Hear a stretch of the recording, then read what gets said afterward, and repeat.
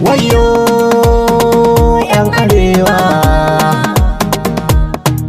ga mari sannan ga sun kajika ana bugun mu an hana ni kokawa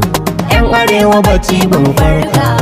ba mu shirya gane wannan lissafin ba wallahi da yawa ba mu san yanci ba abinda na sani ba zan bohe ba nauyin da ke wuya ban kina sauke ba ba wai batun kisan kai ko sata ba matsala ta kidnapping ko bandit ba zama cikin kara zuba ba mu dena ba shirme da bambadanci bai yanke ba ashe yawan mu ma bai tasiri ba mu gane kanmu ma ba mu iya wannan ba ba wai ina faɗa dan kaskanci ba ga katuwar masifa na tasowa an ce ana kashe kiristoci dubawa wai har hari ake son aikahowa kuma duba maganan nan ni aunawa mene shirin matakin mu na daukawa riko na shugaba mun gaza ganewa an sace ɗalibai an kuma karawa an kashe al'umma ninkin ninkawa brigadier janar an kwantar nawa an san da masu yi an gaza kamawa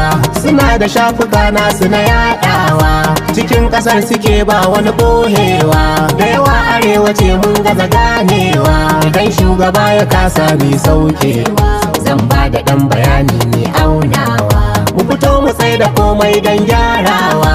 a midiya da fili ba bohewa matasan mu hankalinku yayo dawowa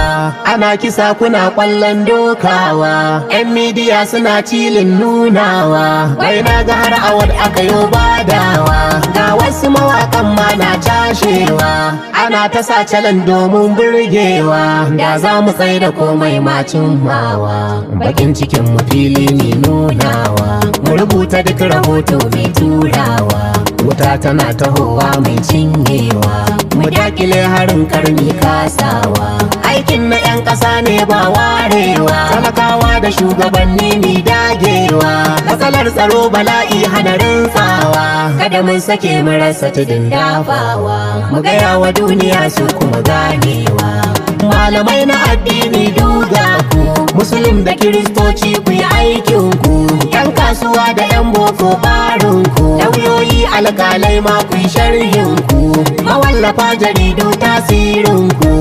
masu shirya fim waka layin ku duka yan kasa na ce ku yi ta bayanin ku da addu'a da aiki sai mun girku matsalar kwata kowa ce sai mun ninku mu fito mu kare haƙƙi na shaida ku Tijjani Gandu ne da na ja aikin ku Allahu ya tsare matsala ta auku Nigeria kasata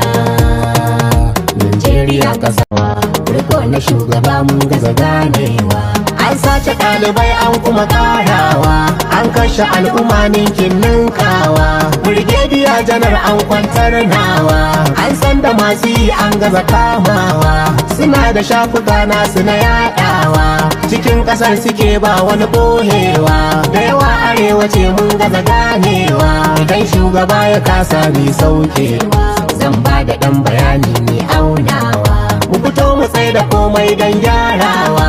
a midiya da fili ba bohewa matasan mu hankalinku yayo dawowa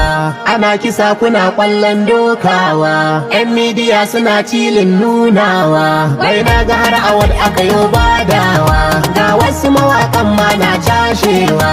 ana ta sa calan domin burgewa da za mu tsaye da komai macin mawa bakin cikin mu fili ne nunawa mu rubuta duk rahoto mai turawa wuta tana tahowa mai cinyewa mu dakile harin karni kasawa aikin na 'yan ƙasa ne ba warewa talakawa da shugabanni ni dagewa matsalar tsaro bala'i hana rintsawa kada mun sake mu rasa tudun dafawa mu gaya wa duniya su kuma ganewa malamai na addini duga ku musulun da kiristoci ku yi aikin ku yan kasuwa da yan boko barin ku lauyoyi alkalai ma ku yi sharhin ku mawallafa jaridu tasirin ku masu shirya fim waka layin ku duka yan kasa na ce ku yi ta bayanin ku da addu'a da aiki sai mun girku matsalar kwata kowa ce sai mun ninku mu fito mu kare haƙƙi na shaida ku Tijjani Gandu ne da na ja aikin ku Allahu ya tsare matsala ta auku mata. Najeriya ƙasa rabba ka duba mu.